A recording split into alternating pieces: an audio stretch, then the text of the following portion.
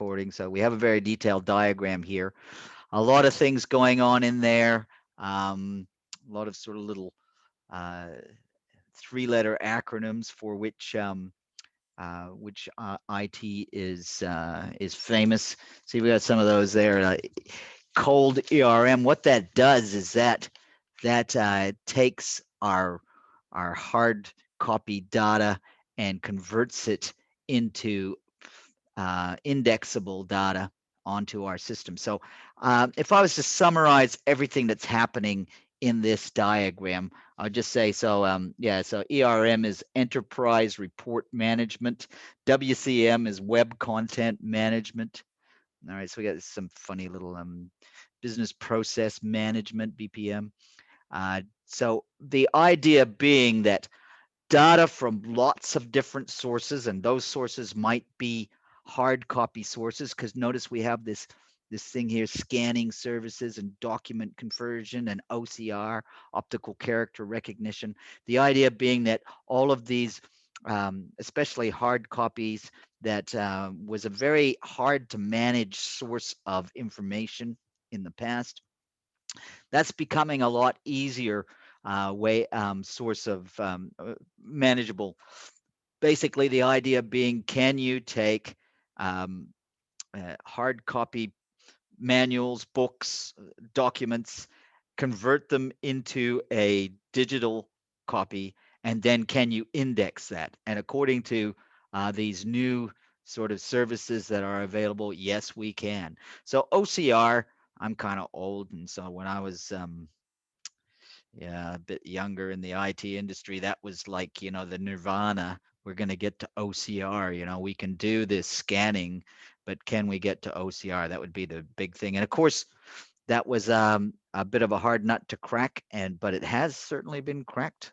We can take all kinds of different fonts and formats of hard copy data and get that into a digital form. Once it's into a digital form, we can put indexing on it, and we can store that data and use it how we like. Now, as I said, that was the nirvana back in the 90s. We're now in the 2020s, and we've gone way beyond that. Of course, I think you guys are networking students, but if you were doing any if you're doing any software development software, you might be interested in latest developments in, for example, artificial intelligence and machine learning, because the idea there is we take all of this data from all kinds of sources, and it's all not very well formatted, but it doesn't matter as long as we can sort of index it. We can draw all kinds of conclusions from that. Artificial intelligence, we can, from trends in data, we can come up with inferred rules, and basically knowledge that is unable to be got in other ways. Now, the reason why I'm making that point is, yeah, we've got all of this data that we can manage, that's sort of paper data that we've converted into digital data, and then we index it and we come out with some cool reports and stuff like that. But we're also creating huge amounts of data all the time, and it doesn't necessarily have to be all of that well structured.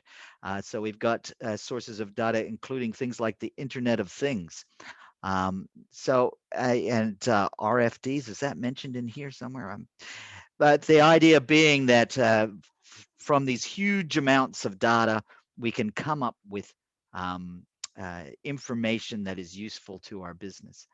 And if you'll look at these diagram bits here that look like big soft cakes, I guess you'd say, because they're disks. Well, that actually represents disks. So this is data being stored in all kinds of locations.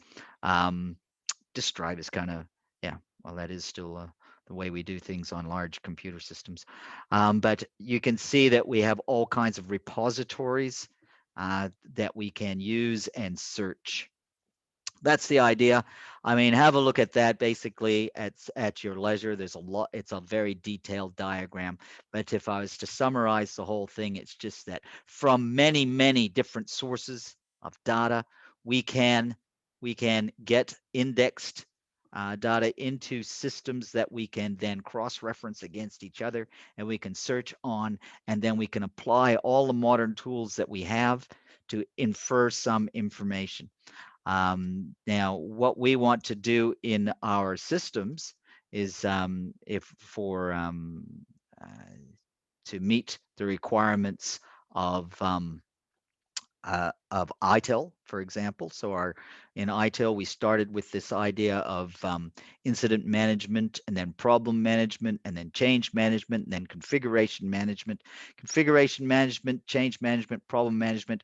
We are storing a lot of data in those things. So in our incidents management, the prime place where we were storing our data was our tickets, right? So tickets and then from those tickets, when we solve the ticket, we store that into that is stored in the ticket, but also is transferred to a thing called a knowledge base, which can then be referred to when incidents come in. We can see, has an incident like this been solved before? If it has, what were the solution? And that type of thing. So we can get solutions quickly. Now, all of this is happening to where huge amounts of data can be stored, and all kinds of sort of algorithms can be run over the data. And with artificial intelligence, the idea there is just to find the trend, and that's sort of an amazing thing, and that could be part of what we're doing in our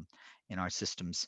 Um, but the main thing is going to be just recording how the network is, and what's happened with it. Now, I mentioned the Internet of Things.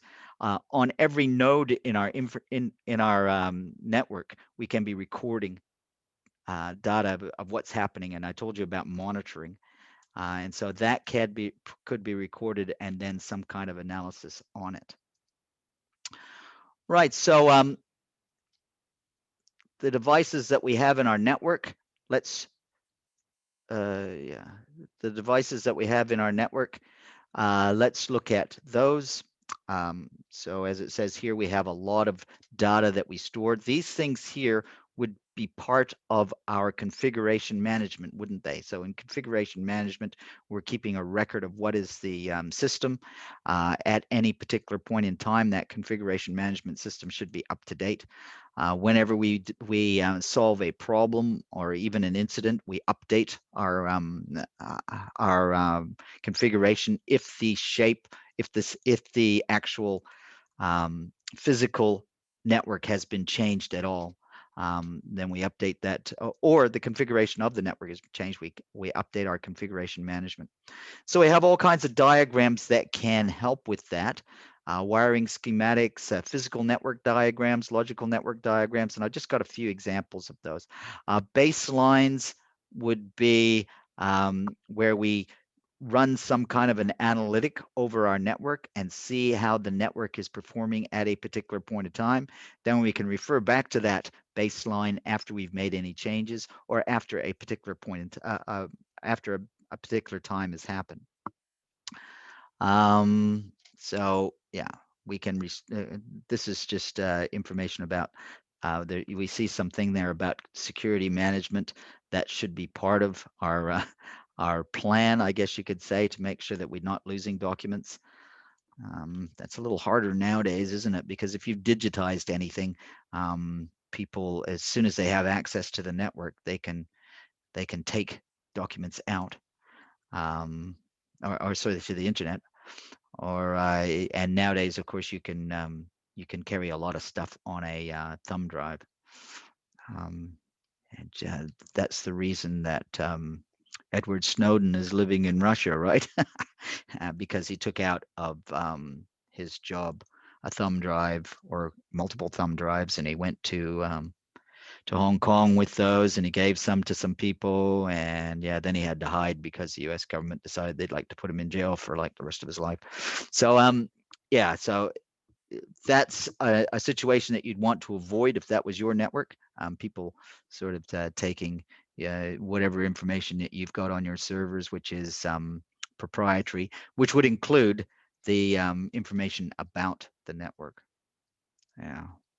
It's very, very simple diagram, and actually it's so trivial, right? I don't know if you guys have done any cabling. But here, this is just to give you an example of a diagram, I suppose. So when you do crossover cables, if you're going to connect devices like two devices that are at the same level in a network, like two computers, then you need a crossover cable. You have a straight through cable if you're going to connect from a computer. When I say computer, I mean a node to like a switch. Yeah. Anyway, so if you're connecting from a switch to a router, you go straight through. But if you're going to go from a computer, to a router, then you'd need to cross over. This type of diagram, if you had studied electronics, or if you had studied electrical engineering, if you're designing network of not the computer network type, but of a electrical network, then you could have diagrams like this. That's what we call a wiring schematic, as opposed to a network diagram for a computer network. And I'm sure you guys have seen these. You've probably drawn them. You've made them. Notice the IP addresses, and notice the devices are there as sort of recognizable icons, and they've all been named. And we got special symbols for all the different types of devices. So we got our switches, and we got our router, and we've got our nodes, and we got our wireless router there. So network diagram, those kind of diagrams would be stored somewhere. That would be part of your configuration management. A logical diagram. And so instead of showing physical devices, we're using logical symbols for those devices. So I hope that you recognize the symbol for a router there, and our switches. Got a couple of different kinds there. And we've got our other devices there. So we got a bunch of routers in this and different types of channels as well. And also we've got, for each of those routers, we've got the IP address ranges for them. All right, so I mentioned earlier at the start of the lesson here that you would keep a baseline, which would be some kind of analytic sort of image of what the network was like at a particular point in time. And this just shows you one example. This is, of course, these are proprietary software that you sort of pay for and then you install onto your network. And it analyzes what's happening over the nodes with time. Now, if you're seeing these kind of spikes, that would indicate to you that, what kind of planning that you have to do. Because we see here that at certain points, we're getting very high above the 90% of our capacity. And so that would mean that, well, either we have to change the way we're doing our processing, or else we may have to upgrade our network. We did talk, I think, in the previous lesson, there's some things that can be done to sort of manage those peaks. And so we analyze the traffic. We can use various little tools and some protocols. NetFlow is a Cisco protocol, and then there's SFlow, which is these protocols. SFlow is sampling. It's like NetFlow, but it just samples, so it is going to be a bit more streamlined and less overhead. NetFlow is a Cisco protocol, as I mentioned. The idea being that we get a look at the traffic, and we do an analysis of it. And I mentioned that in the previous lesson when I told you about when we spoke briefly about Wireshark, for example, which is a network sniffing tool, packet sniffer.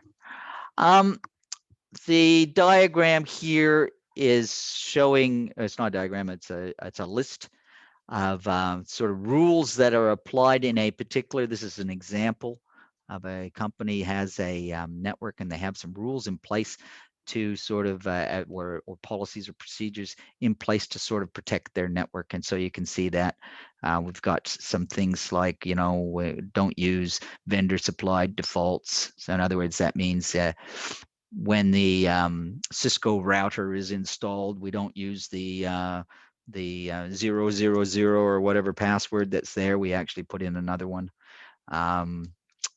Protect the cardholder data. So this is, I believe this would be some kind of financial network.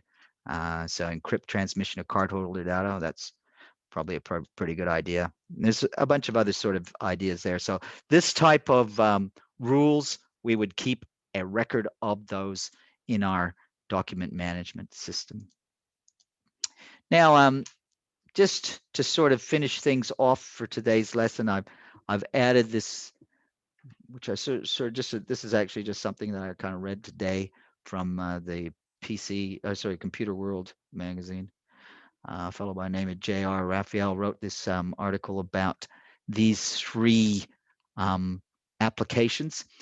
Now, what's cool about these applications is that they allow the user to store data that they may have in the previously stored in applications like Microsoft Word, etc., in a better format, which is more usable and has more links. So for example, there's this application called Workflowy. Workflowy, what you do is you set up a bunch of bullet points, dot points, bullet points. And the thing is, when you click on any one of those bullet points, you kind of drill down to another set of bullet points. And you can keep doing that forever. So you can get down to the finest detail. You can have just a set of bullet points on the face of it, and you can drill down into them to the finest detail. So it's very, very good idea some people find for designing projects, managing a project, because you can have an overview and then you can get down to the very, very fine detail very easily and then back out. That's for Workflowy. Now, Coda and Notion are kind of on the same idea, but the way it's implemented is slightly different. And with them, you have little blocks inside your document, and those blocks can then sort of hold all kinds of different formatted data, I guess you could say. So you can put images in there, you can put Google Docs, you can put maps, etc. And so those are something, if you're interested in sort of trying to keep ahead of this, I would say that document management is becoming the technology is basically catching up to the point that this should become an area where there's a lot of advances, I'd say. And that's the idea that I was trying to sort of give you at the start. In the first place, we've got Moore's Law going, and I'm sure you're familiar with Moore's Law, but if you're not, in the 1950s, there was a fellow by the name of Moore, and he came up with this rule of thumb, I guess you could say. So we call it Moore's Law. And it was basically that every 18 months or so, his observation was that the technology advances so that every 18 months, the capacity doubles at a given price point. Or another way of looking at that is that to get the same capacity 18 months from now is going to cost you half as much. And so Moore's Law, some people would say, well, you know what, the last computer I bought, Moore's Law was so obvious in the 80s and 90s with our personal computers, because what we'd find is, that the measure of the speed of the chip, we'd see that would be doubling every 18 months or whatever, and the price of the computer was staying the same.